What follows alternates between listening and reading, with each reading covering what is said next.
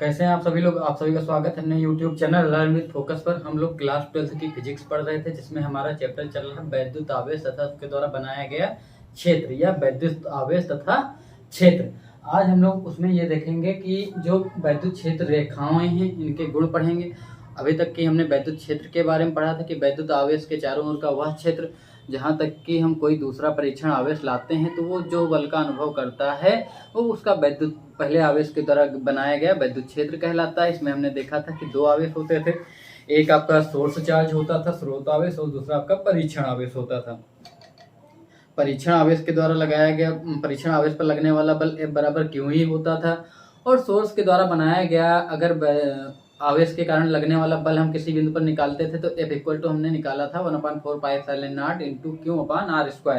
कैसे निकाला था हमने देखा था, E बराबर F/Q होता था, डिवाइड कराए थे और वो आ गया था। आज हम देखते हैं कि जो वैद्युत क्षेत्र रेखाएं होती हैं उनके क्या गुण होते हैं। आपको पता है कि वैद्युत क्षेत्र रेखाएं वास्तव में नेचर में एग्जिस्ट करती हैं, वो हैं क्यों हमने देखा कि अगर कोई चीज़ है वास्तव में है तो हम क्या कहेंगे, वो बल लगा सकती है। क्योंकि अगर मैं इसको उठा रहा हूँ तो इसका मतलब मैं हूँ, उठाने वाला कोई ना कोई करता है, और अगर वो ना हो तो क्या बल लगा पाएगा, तो नहीं लगा पाएगा। और हमने देखा कि अगर हम मार्कर को ऐसे रगड़ते हैं कागज के टुकड़े के बिना संपर्क में आए असंपर्क बल लगाता है, अर्थात एक क्षेत्र बनाता है, इसीलिए हम इनको फील्ड फोर्स भी कहते हैं। अर्थ भी अपने चारों ओर फील्ड बनाती है, उसको हम कौन सा क्षेत्र कहते हैं, गुरुत्वीय क्षेत्र कहते हैं।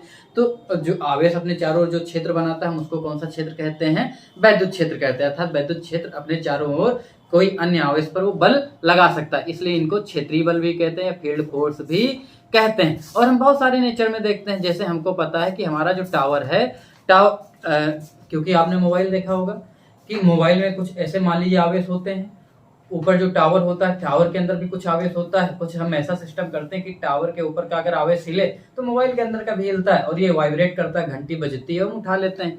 या हम देखते हैं कभी कभी कि हमारे मोबाइल में स्ट्रेंथ दिखाने के लिए सिग्नल होते हैं और हम देखते हैं 1 2 3 ऐसे सिग्नल बढ़ता या घटता रहता है और हम पता कर लेते हैं कि हाँ हमारे वो जो सिग्नल किसको दिखाता है, उसके वैद्युत क्षेत्र को ही दिखाता है कि हाँ कि इस समय इस वैद्युत क्षेत्र कितना कम या कितना ज्यादा है। कभी कभी हम बरामदे बालकनी या छत पे चढ़ के चले जाते हैं और ये देखते रहते हैं। तो नेचर में वैद्युत क्षेत्र एग्जिस्ट करता है, होता है, क्यों? क्योंकि ये बल लगा सकता है। कोई पूछे अगर वैद्युत क्षेत्र होता है तो आप कहेंगे हाँ बिल्कुल होता है। क्यों? क्योंकि वैद्युत क्षेत्र किसी अन्य आवेश पर वो बल आरोपित कर सकता है। तो इसके बाद अब हम आगे देखेंगे कि हमारा जो पहला है वो क्या होगा कि क्षेत्र रेखाएं धनावेश से आरंभ होकर ऋणावेश पर आकर समाप्त होती हैं। कहने का मतलब कि अगर दो आपके पास आवेश रखे हुए हैं, एक आपका प्लस क्यू है, इससे क्षेत्र रेखाएं निकलेंगी और ये कहाँ पे जाके समाप्त हो जाएंगी, ऋणावेश पे। तो ये इस प्रकार वैद्युत क्षेत्र बनाएगा, ये याद रखेंगे आप लोग। ये कहने का मतलब यही है कि धनावेश से चलकर ऋणावेश पर ये समाप्त होती हैं, ठीक है। अर्थात धन आवेश से चलेंगी और ऋणावेश पे समाप्त होंगी, धन आवेश से आरंभ होंगी और ऋणावेश पे समाप्त होंगी। या हम ऐसे इसको कह सकते हैं कि कोई भी धन आवेश से चलेगा तो हम कहेंगे वो यहाँ से आरंभ होगा और अनंत की ओर चला जाएगा। किधर की ओर चला जाएगा? अच्छा, ये क्यों कहते हैं? क्योंकि हमको पता है यहाँ पे हम कोई अगर समान आवेश लाकर रख दे तो ये पहले वाला आवेश उसको धकेलता रहेगा, कहाँ तक धकेलना चाहेगा, अनंत की ओर। तो इसलिए हम कहेंगे कि हाँ यहाँ से जो वैद्युत क्षेत्र रेखाएं हैं यहाँ से आकर कहाँ तक की जाएंगी, अनंत की ओर। लेकिन अगर हम कोई नेगेटिव चार्ज रखें तो हम देखेंगे कोई विपरीत आवेश है तो ये जो कि ये प्लस का इसको आकर्षित करेगा, तो हम कहेंगे हाँ ये अनंत से आकर उसमें मिलना चाहेगा। इसलिए हम कहते हैं कि अगर कोई नेगेटिव चार्ज है तो ये क्या होता है, अनंत से आकर इसमें वैद्युत क्षेत्र रेखाएं मिलेंगी, ठीक है। तो ये इस प्रकार दिखाएंगे हम लोग। तो आप लोग ये याद रखिएगा कि ये हमारा होगा क्षेत्र रेखाएं धनावेश से आरंभ होकर ऋणावेश पर आकर समाप्त होती है। ये 2 नंबर का पूछ लिया जाता है बोर्ड में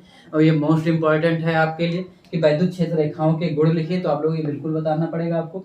फिर वैद्युत क्षेत्र रेखाएं खुला वक्र होती हैं क्योंकि ये कटान, देखो वैद्युत क्षेत्र रेखाएं क्या बनाती हैं, ओपन कर्व बनाती हैं, खुला वक्र बनाती हैं। अच्छा, अभी जब मैग्नेट के बारे में पढ़ाएंगे तो आपने मैग्नेट में देखा था कि 2 पोल होते थे, नॉर्थ और साउथ। तो हमने देखा था कि उत्तर से आरंभ होकर दक्षिण के अंदर फिर ऐसे बना के ये पूरा बंद बनाती थी। लेकिन इसमें क्या होता है कि अध्र वक्र बनाती है, क्योंकि ये एक तरफ चलेंगी पॉजिटिव से नेगेटिव में जाकर मिल जाएंगी। बंद कब होता है, ये पहले आके फिर घूम के ऐसे आती। तब ये कैसा होता है, बंद वक्र होती है। इसलिए कैसा वक्र है, खुला वक्र। इसीलिए कहते हैं ये कौन सा बनाते हैं, खुला वक्र बनाती हैं। फिर वैद्युत क्षेत्र रेखाएं,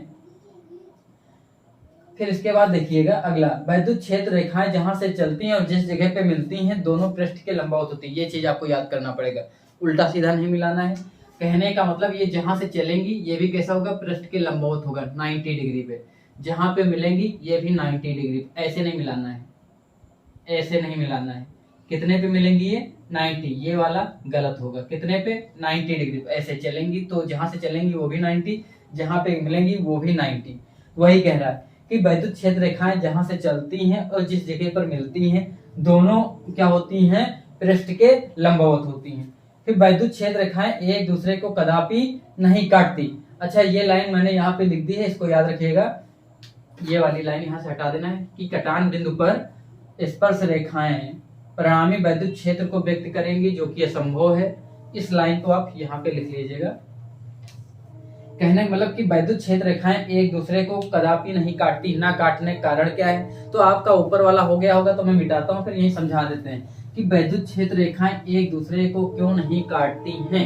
कारण क्या है कि वो एक दूसरे को काटती नहीं। तो देखिए, दो वैद्युत क्षेत्र रेखाएं एक दूसरे को नहीं काट सकती, क्योंकि अगर हम 2+ चार्ज ही रखते हैं, हमने कहा 2+ चार्ज आपके रखे हुए हैं, तो जब भी क्षेत्र रेखाएं निकलेंगी पृष्ठ के लंबवत, यहाँ से भी निकली, ये ऐसे ऐसे।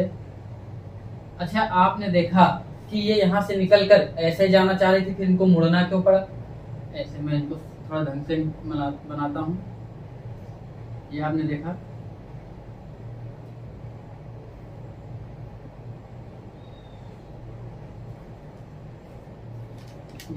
ये भी वैद्युत क्षेत्र रेखाएं निकल रही हैं। अच्छा, ये देखो, ये एक दूसरे के समांतर क्यों हो गई, कारण क्या है, क्योंकि आपको पता है वैद्युत क्षेत्र रेखाएं आपस में मिल नहीं सकती। क्यों, क्योंकि अगर ये मिलेंगी तो मिलने पर क्या होगा कि ये जैसे ही मिले, अगर क्रॉस करें तो कटान बिंदु पे ये दो किसी क्षेत्र पर लगे, किसी पॉइंट पर दो दिशाएं दिखाएंगे कि हाँ एक ही बिंदु पर दो दिशाओं में बल लग रहा है, जो कि असंभव। क्यों, क्योंकि आपको पता है कोई भी चार्ज रखा हुआ, इसके पास अगर हम कोई भी दूसरा चार्ज लाएंगे किसी एक बिंदु पर, वो बल की केवल एक दिशा दिखाता है। एक बिंदु पर वो दो डायरेक्शन नहीं हो सकती। क्यों, क्योंकि किसी भी एक पॉइंट पे ये चार्ज एक ही दिशा में धक्का दे सकता है, दो दिशाओं में नहीं। तो आपको पता है कि क्षेत्र रेखाएं जैसे ही काटेंगी तो उनको वैद्युत क्षेत्र रेखाओं की कितनी दिशाएं दिखानी पड़ेंगी, 2। या हम कह सकते हैं कि दूसरे आवेश पर लगने वाली बल की दिशाएं कितनी हो जाएंगी, 2, जो कि क्या है, असंभव है। इसलिए क्षेत्र रेखाएं एक दूसरे को काटती नहीं, अर्थात इनके कटान बिंदु असंभव है, नहीं काट सकती। इसलिए क्योंकि दोनों क्षेत्र रेखाएं कैसे ही समान है, समान आवेश की, इसलिए क्या होंगे, एक दूसरे से दूर हटना चालू करेंगी। और जब दूर हटेंगी तो कैसा बल लगाएंगे, एक दूसरे पे लंबवत, और ये ऊपर निकल जाएंगे। बात समझ पाए। और यही कारण है कि जब ये एक दूसरे को धक्का देंगी, जिसके कारण क्या हमने देखा दोनों समान आवेश हैं, और इन्हीं समान आवेश के कारण इनमें रिपल्सन, अर्थात एक दूसरे से दूर भागती हैं क्षेत्र रेखाएं। इसी के कारण समान आवेशों में क्या होता है, प्रतिकर्षण होता है। तो काट नहीं सकती। क्यों, क्योंकि कटान बिंदु पर क्षेत्र रेखाएं क्या दिखाएंगी, परिणामी दो बल की दो दिशाएं दिखाएंगी, जो कि क्या होगा, असंभव होगा। ये खिंची हुई लचकदार डोरी की तरह, ये मैं बाद में पढ़ता हूँ, मैं पहले अगला वाला पढ़ रहा हूँ। ये अपनी लंबाई के लंब, देखो अपनी लंबाई के लंब दिशा, ये देखो लंब दिशा में ऐसे एफ इधर लगेगा ना, अपनी समान आवेश है तो अपनी लंबाई की लंब दिशा में क्या करती हैं, हटने का, दूर हट रही, देखो दूर हटने का प्रयास करती हैं। इसलिए समान आवेशों में क्या होता है आपको पता है, फिर यहाँ से दूर भग जाएगा थोड़ा सा। इसीलिए आप देखते हैं कि समान आवेश एक दूसरे को क्या करते हैं, प्रतिकर्षित करते हैं। अब मैं अगर एक पॉजिटिव एक निगेटिव रखता हूं तो मैं क्या देखता हूं, एक निगेटिव आपको पता है जहां से चलेंगी ऐसे, आपको ऐसे ही दिखाना होगा। पैरेलल कभी नहीं दिखाना है कि इनके बीच की दूरी पैरेलल आप दिखाइए हर जगह, वो गलत हो जाएगा ना, दूरी समान नहीं होगी। तो ये अच्छा, ये भी याद रखना कि वैद्युत क्षेत्र रेखाएं इमेजिनरी लाइन है, काल्पनिक रेखाएं, वास्तव में इनका कोई लेना देना नहीं है। अच्छा, अब देखो कि ये जब मिलती हैं तब क्या करती हैं, सिकुड़ने का प्रयास करती है, दोनों आपस में मिलने का, एक दूसरे की दूरी कम करने का प्रयास करती, नेचर यही व्यवस्था करता है कि कम से कम हो। तो जब ये सिकुड़ने का प्रयास करती हैं, और जब सिकुड़ेंगी लचकदार डोरी की तरह तो आपको पता है विपरीत आवेश है, ये इसलिए दोनों क्या होंगे, परस्पर थोड़ा खिंचाएंगे। इसी कारण इनमें क्या होता है, आकर्षण होता है। ये खिंची हुई लचकदार डोरी की तरह सिकुड़ने का प्रयास करती हैं, इसी कारण विपरीत आवेशों में क्या होता है, आकर्षण होता है। तो ये आपको बात समझ में आ गई। ये 2 नंबर में आता है, मोस्ट इंपॉर्टेंट है, बच्चे याद करते हैं, समझ में नहीं आता, लेकिन इसीलिए समझा दिया गया। अगर किसी भी प्रकार का कोई कंफ्यूजन है तो आप लोग पूछ सकते हैं। बाकी ये आसान है, 2 नंबर गेन कराता है पेपर में। चलिए आज आप सभी को उज्जवल भविष्य की शुभकामनाओं के साथ